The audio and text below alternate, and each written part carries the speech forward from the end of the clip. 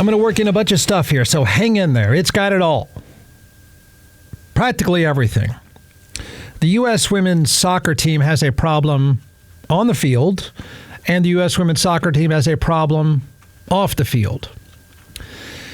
On the field, they're lucky to be continuing to play in the World Cup. They're lucky to advance. They got a tie last night, 3 a.m, whenever it was, to advance.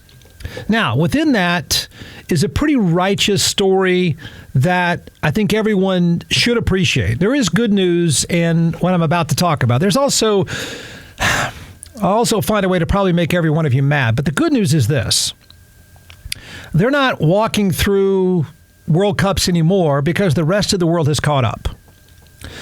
And that's a credit to women's soccer, girls in this country, parents in this country, coaches in this country.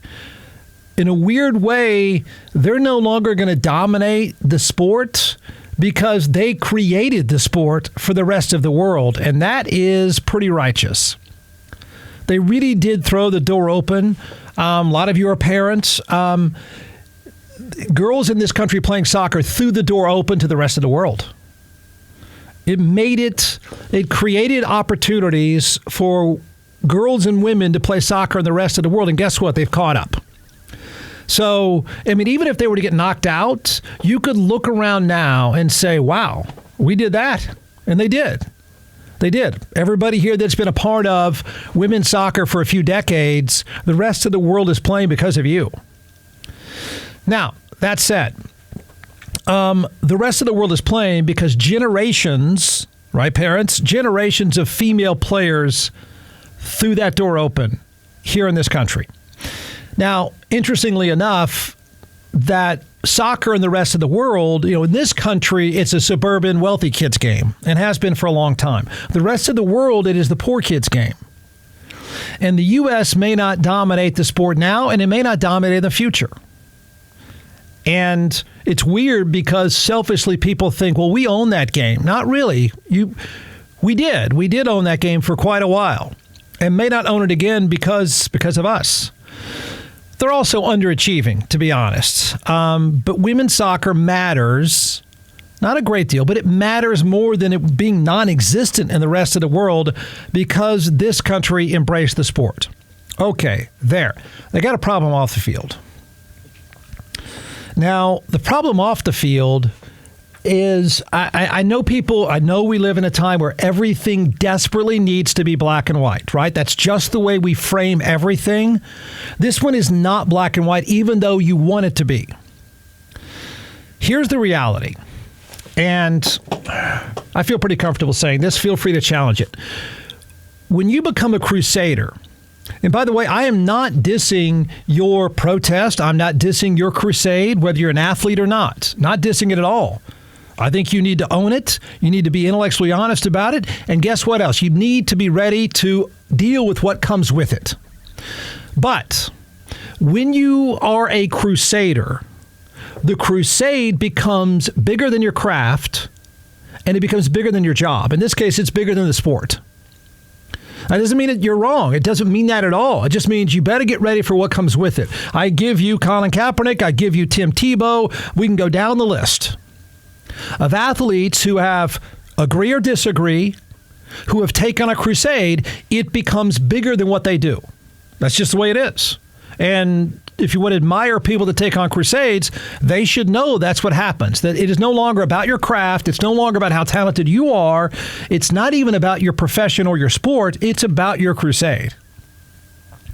The weird thing with the women's soccer team is, and I guess I'm about to plead some ignorance, and I know in the world of talk radio, you're never supposed to be ignorant. You have to know everything. Everything has to be black and white. I'm not sure how fair it is to attach a crusade to them, but it is. And it's taking a life on its own, and it's going to damage the progress soccer has made. It is, intentionally or not. What I mean is the crusade becomes bigger than the sport. The crusade becomes bigger than your craft. So I just don't know if they were looking for a crusade. I know some of them were, but I'm not sure all of them were. I'm not even sure it's fair. I don't even know if they've ever said they were taking on a crusade, other than one or two of them. So it's weird in that this one may... Jeff, this team is taking on a crusade. Then I'm going to answer you back. I'm not quite sure you're right about that. Either way, it's going to overshadow what they do. That's what crusades do. So step one, if you're an athlete and you want to draw a bigger audience, this is the burden they have on themselves right now. Okay? Taking on a crusade, if they are, I'm just going to assume, because talk radio and right-wing America, and frankly, I think probably suburban America, thinks they have. Right-wing America is never going to be cool with them. Right-wing America is probably never going to be cool with soccer, period. Certainly not women's soccer. But I tell you who does matter. In the future of the sport, suburban America. That's kind of where the whole game started. So this is going to linger for a while. But here's how you solve all these, the crusade becoming bigger than the craft. Step number one, if you want to make more money and draw a bigger audience, you have to win. Period. No one's even going to listen to you if you don't matter on the biggest stage. I'm not saying that they're seeking a voice, but they're really, really close to not being good enough to matter enough. That's the way it is. You want the stage, you got to earn the stage, and you got to win. And I think you could probably add especially for women's soccer. The example there would be the NFL. Wasn't that long ago.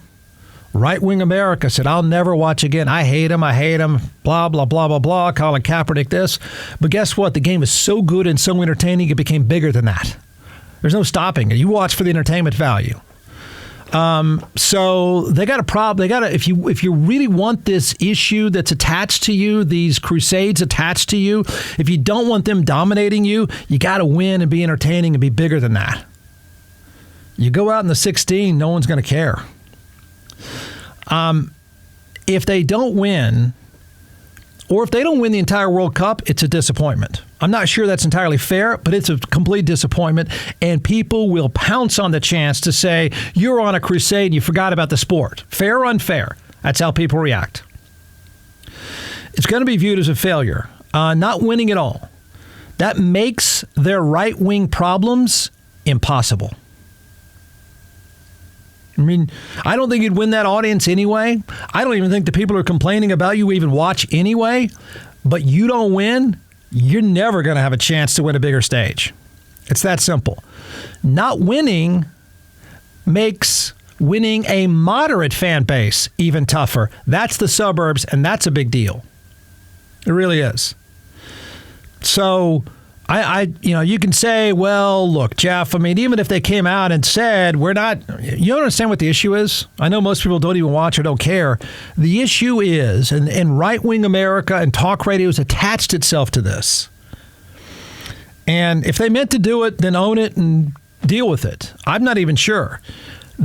Some of them are not singing the national anthem.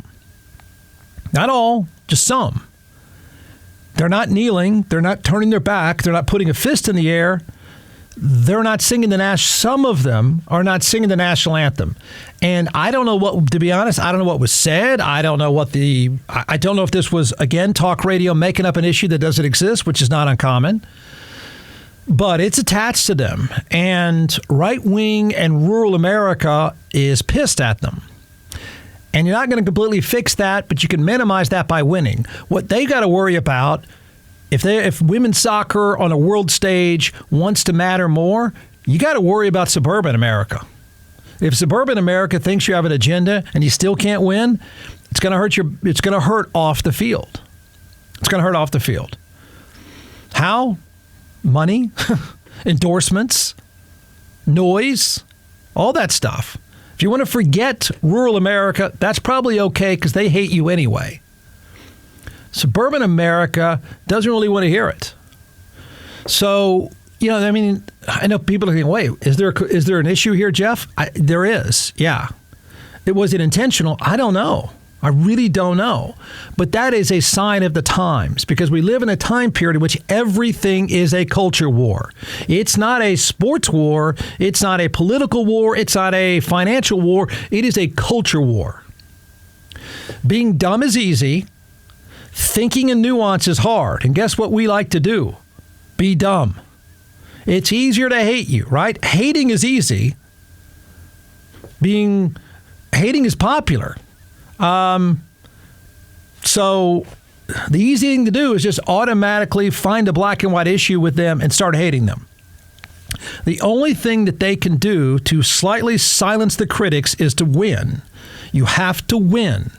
If you don't want the issue hanging over your head, unfairly or fairly, you have to win. The NFL did that. It made everyone go away just by being a great product. It made everyone shut up just because it's a great product. The show matters.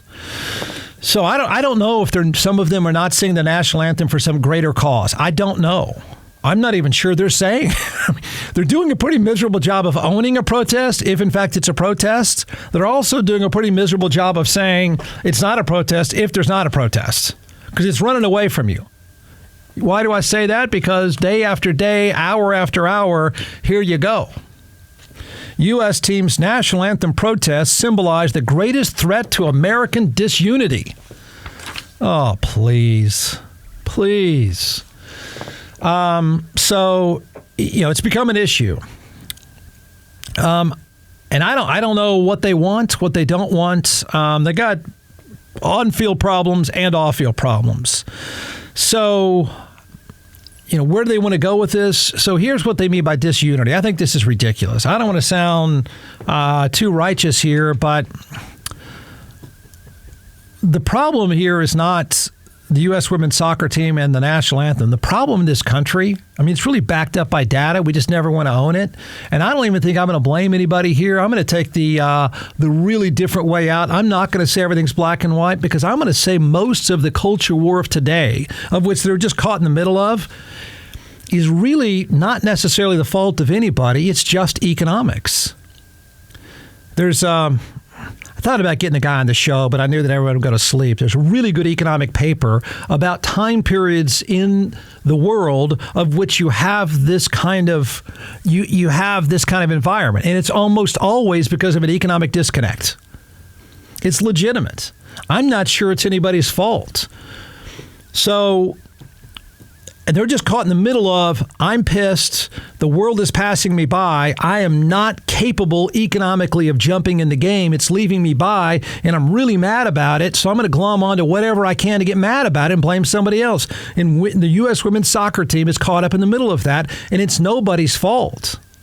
Rural America got left behind economically. It did. And then media of today let us go into our echo chambers and get really pissed about it. Urban areas became the idea economy separated us all. It naturally separated us. You can hear it in the world of talk radio. It absolutely separated us in every way you can think of. The culture war is not, I don't really think it's completely our fault. The economics of today, the idea economy, where it's not about working hard, it's not about putting in the hours, it's about coming up with an idea and having the skills to make the idea work. That's what it became. And so if you weren't ready for that, you get left behind. And you get shoved further and further away from urban centers, which are now clusters of college-educated people. We're mad at each other because we live in different worlds. Completely different worlds. In completely different worlds because of economics. So it's perfectly natural that people be pissed. It's almost perfectly natural that we just get mad at each other. Because if you're disconnected, you're seeing the world go right by you. One, you can't get in the game. Two, nobody looks like you anymore. And so nothing is the same. And I think that's how they get stuck in this kind of thing that I think is pretty natural. I know that sounds pretty deep and righteous, but I think that's the truth. And then media gives you a chance to go to your echo chamber and stay there and get really, really mad and get really, really disconnected. So they come along, and who knows if it's a real protest or not, they're sort of chum in the water. It makes perfect sense. So if they have a cause, I don't know what it is. I need to answer for it. Either way, something has been attached to them that is stopping them from just being soccer players to probably 40% of this country. Suburban America, I think, and certainly rural America. Women soccer fans are going to be women soccer fans. Period. End of story. But if you want to grow, the game and make more money, you're going to have to get past this off the field thing. Either you got to answer it head on and sell people on it, or guess what? Win. People will forget, whether you want them to forget your crusade or not. Win. Colin Kaepernick and Tim Tebow really cared a lot about what they were about. They just weren't good enough to matter. They were nice crusaders. Problem is, not very good players. It's hard to keep the stage when you can't win. It's hard to keep the stage. It's hard to keep the crusade up when you're not winning. So their goal, the only thing that can really matter for them now to make more money and be bigger and grow the audience is you've got to win. Some fans will stay with you no matter what, but you got to win because you got to win suburban America, most of which is probably where you came from to begin with. They are, long story short, they're stuck in the middle of the United States culture war that's quicksand. They're in it. They are in it. And if they lose, it's all most people will talk about.